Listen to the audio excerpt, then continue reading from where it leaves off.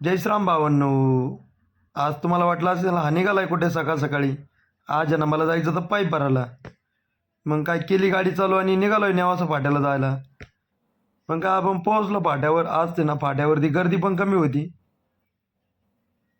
मग झटपट दिशेने आपण स्टीलच्या दुकानाकडे निघालो आणि बोलता बोलता तर पोहोचलो आपण स्टीलच्या दुकानात. इकडे ना स्टीलच्या दुकानात जाऊन आहे ना आपण पाईप बघितले. आपल्याला भरायचे होते हे पाईप. मग आपल्या आधी आहे ना नंबरला होती एक गाडी.